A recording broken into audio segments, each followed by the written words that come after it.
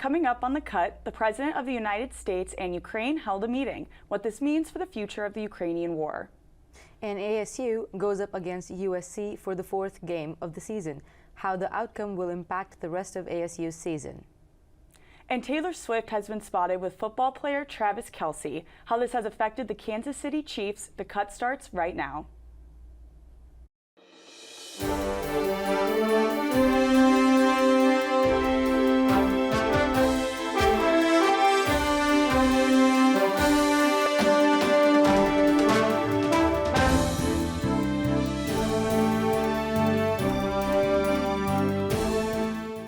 Hello and welcome to the Cut Network. I'm Lavanya Paliwal. And I'm Athena Kehoe. President Biden urges GOP to avert government shutdown as Senate Democrats prepare backup. President Biden warns of dire consequences if government shuts down and has urged the GOP to resolve spending disagreements. A government shutdown could impact military pay, air travel, and public programs. The GOP is struggling to find a solution, and Democrats in the Senate are preparing their own funding measure. While some Republicans believe a stopgap funding bill could help the prevent shutdown, no solution has been finalized yet.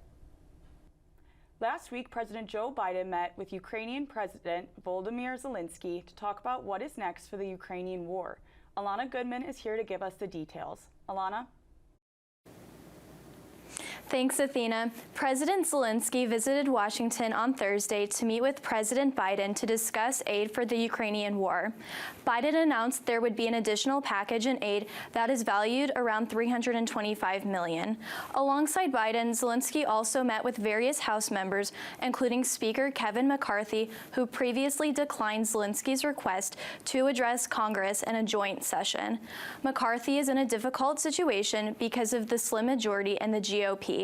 This gives individual Republican lawmakers the power to pressure McCarthy to go along with their priorities. Biden was looking for a battlefield perspective when it came up during the meeting. Zelensky appreciates and thanks the U.S. for being true allies and said he mainly wanted to focus on weapon system with President Biden and hone in on air defense. Zelensky said, "I am in Washington to strengthen Ukraine's position to defend our children, our families, our homes, freedom, and democracy in the world." Biden continues to stand with Ukraine, and he's currently working with G7 allies to come up with a finalized plan on the country's security in the future.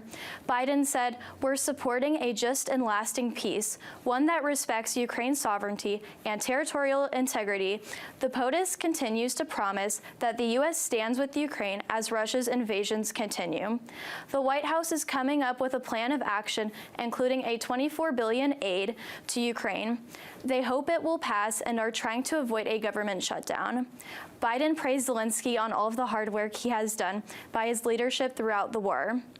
"Your bravery has inspired the world," Biden said, adding that he was determined to show that we stand with you. For the Cut Network, I'm Alana Goodman reporting. Thank you, Alana. We will keep you updated as we receive more information. With the opening of the new Relentless Courage photojournalism exhibit, ASU brought speakers to inform students about the crisis and why it is so important that we document it. We sent reporter Matthew Marengo to check out the panel discussion. Right now, I am standing outside of the Walter Cronkite School of Journalism and Mass Communications, where they are holding an event showcasing different photographers and their photos from the forefront of the war on Ukraine. Let's head on up to the second floor and take a look. It's not a traditional war between soldiers on a battlefield at all, from my experience. Last Monday, countless students gathered in room 202 for a panel discussion on the atrocities that Ukrainians have been facing. This discussion was meant as a way to introduce the new photojournalism exhibit. At the forefront of this panel was Evelyn Farkas, executive director of the McCain Institute. Evelyn has a lot of knowledge on the war in Ukraine, but she also has a message for young journalists looking to have a positive impact. Well, I think you have to start somewhere, and if you make an impact even in your small community, you're making an impact on the world. And I think as younger people starting out, wherever we start out, we can make a difference. We can say we're not going to be a bystander to bullying. We're not going to let someone get filled with hate.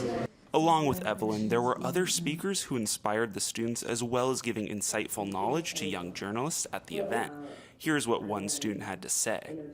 I think we need to make it known to our representatives that we want to keep supporting Ukraine. It needs to be a priority for Americans.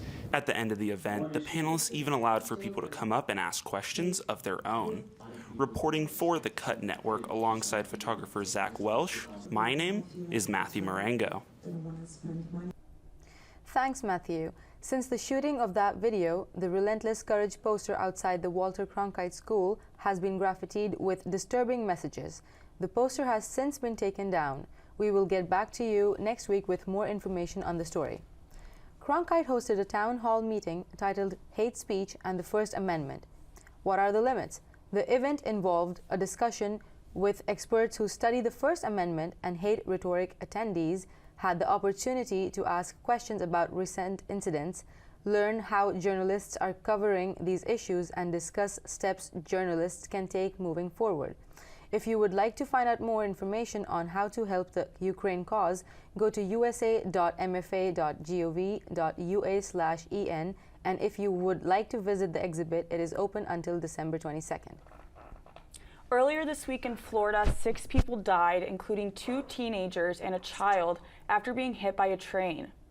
The family, including one extended family member, were in an SUV and crossing railroad tracks in Hillsborough County when they were struck by a train going 55 miles per hour. The conductor of the train reportedly flashed their lights and sounded the horn to try to get the vehicle out of the way. 5 were pronounced dead on the scene, and the driver died overnight in a hospital. There are no crossing gates where the collision happened. The sheriff's office is investigating the cause of the crash. Tigist Assefa shatters women's world record at Berlin Marathon, and Eliud Kipchoge claims victory in men's race amidst disruption. Assefa broke the women's world record by over 2 minutes at the Berlin Marathon, finishing in 2 hours, 11 minutes, 53 seconds. In the men's race, Kipchoge won for the 5th time but fell short of breaking his own record, finishing in 2 hours, 2 minutes, 42 seconds. Assefa's record-breaking run was nearly 6 minutes ahead of the second-place finisher. The Berlin Marathon is known for its favorable conditions for record attempts. Last-generation activists attempted to disrupt the race, with some entering the course and splashing paint on the road. This week, NASA brought back a sample from space that could tell us more about planet formation, life on Earth, and more. Cut reporter Brandon Muth is here to give us the full story. Brandon? Thank you, Athena. For the first time in the agency's history, NASA has collected an asteroid sample that has landed on Earth in hopes of learning about the origins of the solar system. The final stage of the OSIRIS-REx mission conducted by NASA landed successfully on September 24th in a Utah desert. Retrieved over 200 million miles away by the OSIRIS-REx spacecraft, which recently returned after blasting off from the Earth's atmosphere 7 years ago, has provided NASA scientists with a sample from the near-Earth asteroid named Bennu. Sending down to the Earth's soil, a recovery team attached the recovered sample to the cargo net of a helicopter, transferring it to a temporary cleaning room near the landing site. Regarding NASA's plans for the asteroid sample, Lori Glaze, director for NASA's Planetary Sciences Division, said, quote, "Scientists believe that the asteroid Bennu is representative of the solar system's own oldest materials forged in large dying stars and supernova explosions. With the sample, not only is NASA gathering information on the formation and evolution of the solar system, but also additional insight on the Bennu asteroid, which has a chance of colliding with Earth in the future."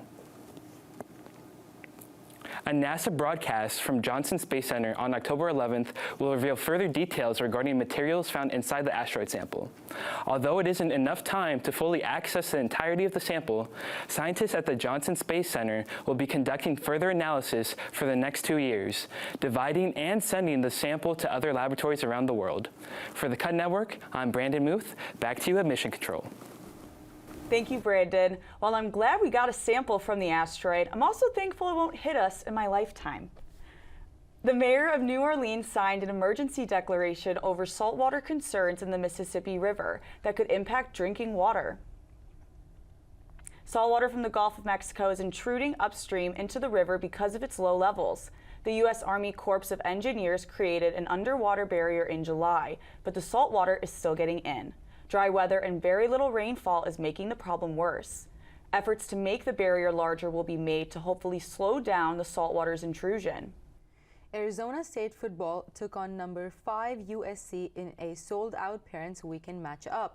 The highly anticipated Arizona State versus USC football game last Saturday had successfully been sold out, promising an electrifying atmosphere for Sun Devil fans. Kickoff was at 7:30 p.m., marking the first sold-out crowd of the season.